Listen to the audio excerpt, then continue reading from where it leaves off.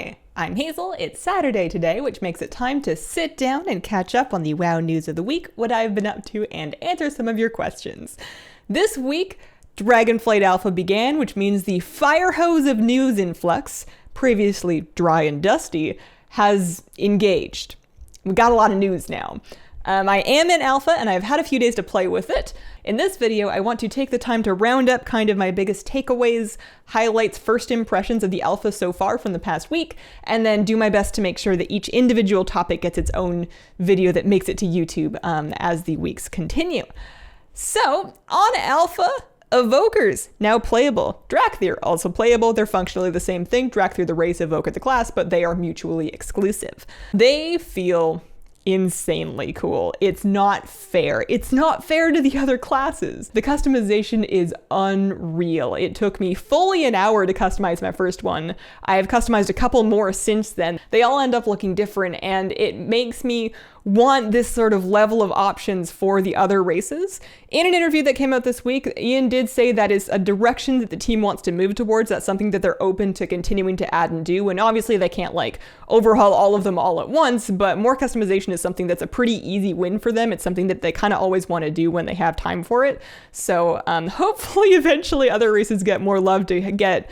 This is like a really high bar to try to get caught up to, but it's a good direction to be attempting to get caught up in. As far as the actual class, they feel wild. Their abilities feel so different. It's still WoW, don't get me wrong. It's still a hotkey MMO. You're gonna press a button and something's gonna happen. But they've managed to make this class where these abilities feel different from all of the spells and all the classes that we existingly have. I've heard a lot of people try to relate them to other things. The closest thing I can relate them to is a Demon Hunter, just because the glide feels very similar. Evokers can double jump to kind of get a little slow folly glide. You can press spacebar whenever you're falling and you'll activate a glide, which uses your wings in Drakthir form, and then you just kind of like get a little levitatey slow fall if you're in your Visage form. But aside from that, they really feel like their own thing, and even the different schools of like dragon magic feel distinct from each other. It feels a little bit different to use blue spells compared to red spells, and I haven't even gotten to spend that much time with the bronze and green stuff in the preservation tree yet. Their abilities just aren't afraid to do crazy stuff. There's one called Rescue, where you heal somebody by flying to them, and that's on a pretty short cooldown, meaning that you're just going to be able to zip all over the raid battlefield, healing everybody, and just kind of moving wherever you want to based on where your best friends are located. And then there's Fly With Me, which is in the Evoker tree, so this is actually something you can do as a damage or as a healing Evoker. You can target somebody, and then pick a spot on the ground, and your Drakthir will lift up, pick up your friend, and zoop the both of you to your new location. It's like Life Grip, but I'm coming with you. This is the class color of the Evoker. It is a color that is incidentally vaguely represented by just things that I happen to own in my life. I don't really have a color, but if I did, it would be this one. They are on a tier token with Monk, Warrior, and Rogue. They wear male armor, and they're really cool. This was a class that was worth adding to the game. I will say that I am awful at it so far. There's a lot of different abilities to contend with, and it's not immediately clear how everything fits together into a rotation. I've just been kind of pressing everything and then trying to press the ones that seem to hurt more while they're questing, but the whole thing feels really promising, and I can't wait for more people to be able to play them because you deserve to. Speaking of things that you deserve, because you're worth it, Dragonriding is kind of sick. Dragonriding is playable on the Dragonflight Alpha. If you somehow missed it, it's one of the flagship features of Dragonflight where we're going to get special mounts that use this kind of momentum-based flying system and be able to use those to get around the Dragonflight zones. Off the get-go, I had a couple of concerns. My first concern was that it was going to feel like a weird gimmicky vehicle minigame that was going to make it difficult to get to places and it wasn't going to really replace mounts. And then my other fear was that it was going to make me, in delicate terms, want to hurl. After having spent a couple of days dragon riding, I feel much better about both things. The first point of business is that they feel more fun than mounts. They feel more weighty and impactful. It actually feels like there's gravity, but not in an annoying way. You are so fast. The maximum dragon riding speed caps out at 950%. And no, you're not going to be going that fast all the time, especially not in your first day on your dragon. But generally speaking, you are going to be getting around faster on your dragon than you would have even on a regular flying mount. It's not just for getting up a waterfall to find a treasure. You can use them pretty much at will to get, from your quest giver to your questing area, from one questing area to another one. You want to go to the beach? Let's go to the beach. It is easier to go downhill than it is to go uphill. You're going to lose your momentum when flying upwards, but you can gain momentum back if you can dive off of something. Beyond just feeling cool, it feels useful and like something that is fun to have handy, and it kind of starts to make your other regular WoW mounts feel like floaty and weird after you've gotten used to it. There are some things that regular flying mounts are much better at it that Dragonriding won't be able to do. For example, you cannot just like hover in the air as a helicopter. If you are in the air on your dragon, you are going somewhere. It's not as good for like precise landings and picking up really often, so it's not going to really compete with a druid's flight form for herbalism. But at the beginning of most expansions, we don't have access to flying mounts. Usually we're running around on the ground, which your dragon can do, and that's a great way to let it catch its breath if you've been flapping all over the place with it. But it's so much better than what we usually have at the start of expansions, and it's a system that is built to be inherently kind of alt-friendly, because as you progress your dragon riding, and this is something that's not quite in on alpha yet, but I understand there's going to be sort of a tech tree that you progress through, like dragon riding bonuses that you can unlock, and those are all account-wide from the beginning. So I think dragon riding looks really promising so far. In terms of the motion sickness issue, because that's something I struggle with in a lot of games, and I know I'm not the only one, the first time I was flying around on the thing, it absolutely made me really nauseous, and I had this sinking feeling of, oh no, this is so central to this expansion. I want to like Dragonflight so badly. But you get that feeling like in your eye sockets that like precedes the nausea, and I was like, oh no. But I will say that I went back into the menus. There are multiple areas in the Dragonflight menus where you can choose different accessibility options, and depending on what specifically aggravates your motion sickness, you might want to use different ones. So for me, what I found was turning off camera shake, obviously, reducing camera motion, and then going actually into the actual camera settings down in controls and turning off automatic camera adjustments so that I am always the one adjusting my camera, and then staying a little bit zoomed out when I'm flying. Between those things, I can now dragon ride without any uncomfortableness at all, which I am wildly relieved for, because that was going to be a gigantic bummer. I can't promise that those settings will cure it for everybody, but I think it's something that if you play around with it a bit, and as you find your settings, and then also as you get better at driving the dragon, which is something that took me a second to get the hang of, it's not as much of a concern as it might be. Like, there's whole categories of games that I cannot play because of my motion sickness, so I'm really, really glad that it doesn't look like dragon riding is going to be one of them. Other things from alpha, the new UI looks really good so far, but I am really kind of holding out judgment, waiting for unit frames and nameplates in particular. Those two elements are not updated yet on alpha, and they better. Just because the rest of it looks so good. You can finally move all of your action bars independently. You can reconfigure them into blocks or squares if you want.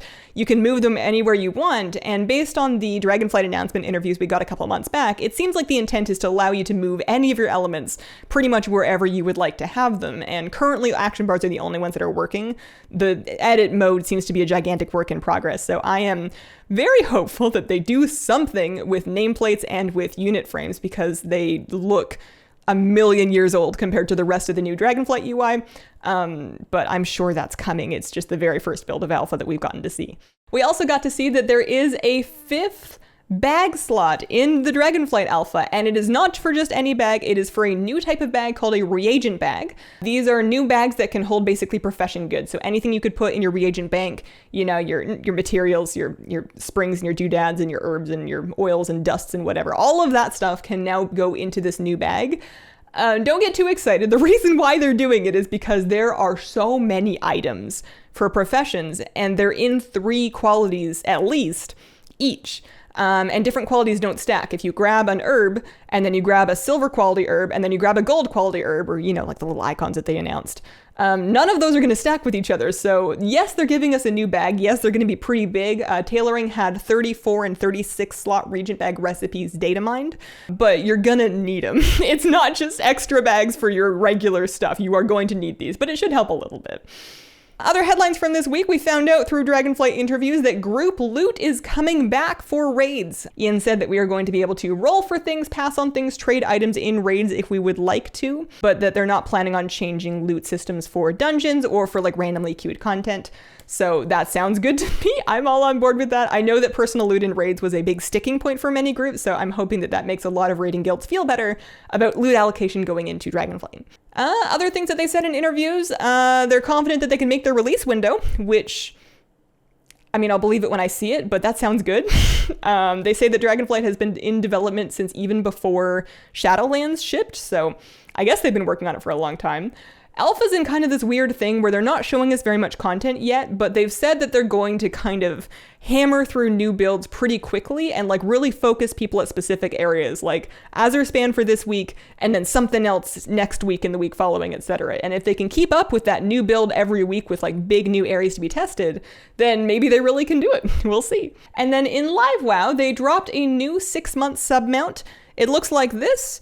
I do have it because I'm on a rolling 6-month sub and probably will be for the rest of my earthly life, but I probably won't ride this one. It's a little too wiggly for me, and it kind of looks like you took a Drakthir, like it's got kind of the Drakthir face. It looks like you took a Drakthir and then you held it underwater until it just adapted.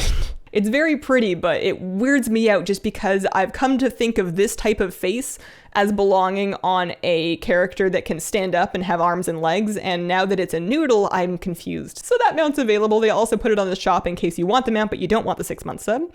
And then in my life this week, I have been playing Alpha, and I've been playing Evoker on Alpha, and I've started to do something which I didn't really expect, which is to consider whether or not I would think about maining it, which I didn't really think about because Evoker's got a couple of things working against it in my book. It's a lizard, which isn't usually my first thing that I wake up in the morning and want to be. It's mid-range, so a lot of their spells are 25. Basically, all of their spells are a 25-yard range, so you're not going to be very far away from the battle. And it's a male wearer, and it's new, and it's not a priest. And historically, I always end up going back to priests. But having played one for a while on Alpha, it's just not fair how cool they are. And, you know, range DPS and then healing are kind of like my thing. I really need to spend some time healing on them. I've spent most of my time so far just questing in the damage specs. So I want to spend some time with preservation to see how it feels for me in group content. But out of the box, they're crazy fun. And the thing that I didn't expect that's really reeling me in on them is your visage form, right? Like the humanoid looking form.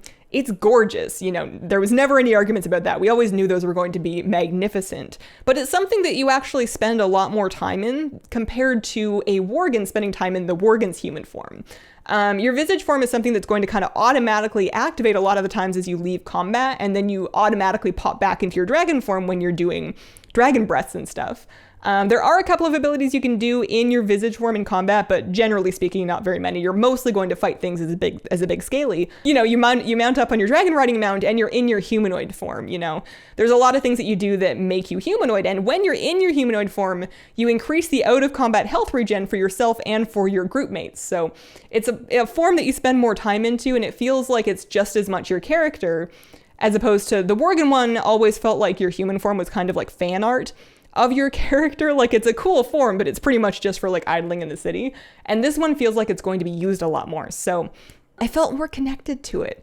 Maybe it's just spending an hour on a character creation screen that makes you feel connected to it. But anyways, I'm thinking about it.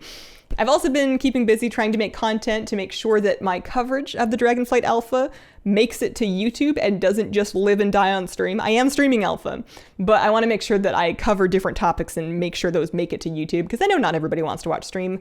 I do pick topics to cover based on questions that come up a lot. So if there's something that you really want to see out of Alpha that other people aren't covering, or you just really want to see me look at it, then pop that in the comments or come by my stream and pop it in chat. That's how I kind of get a feel for what people are looking for. So let me know. And questions for this week, Lid Shadow wants to know, what about Legendaries? Do we know how we are getting better Legendaries? We're not. From interviews, including my own interview with Ian last round, there's no plans for like a Shadowlands or Legion style Legendary in Dragonflight. We're getting that kind of character gameplay customization through the new talent system. If there is like a cool specific thing later on that makes sense, kind of like how in Shadowlands we got the Sylvanas legendary bow, they could consider doing that, but it's not going to be like a legendary for everybody sort of situation. And then Not a Bigfoot wants to know, do we know if things like Covenant campaign mogs and Grateful Offering mogs and mounts will still be obtainable after Shadowlands ends? Wondering what I should be focusing on finishing before and what might become easier after. So all of those things are staying, there is no rush on that. The things that are becoming unobtainable in Dragonflight are things that are tied very specifically to the seasons. So your Keystone Master mount, your Gladiator mounts, your Ahead of the Curve mount is something that at the end of Shadowlands will become no longer available, the Carsonized Xerath Steed. The vast majority of cosmetics are going to stick around. You're still going to be able to go back and engage in Covenant systems and collect stuff, so there's no timer on that. However, some farms are going to become more difficult or slower to do just because any farm that relies on the group finder, you know, if you're using group finder to find a spawn up of Hope Crusher or Famu or the World Edge Gorger, there's going to be naturally less people that are around and looking for groups for those things because they're going to be busy doing barrel rolls as dragons. And those farms are going to take longer if you put them off. So if you are collecting, I would recommend spending the rest of Shadowlands making sure that you get those things that are relying on other players in order to find spawns, because it's just a nice thing to have wrapped up before the end of the expansion. And that has been my week. Thank you very much for watching. If you have a question for a news video, please pop it in the comments and include the word question. I'm also taking topic requests for Dragonflight Alpha coverage there. Thank you so much for watching, and I hope you have a wonderful, wonderful day.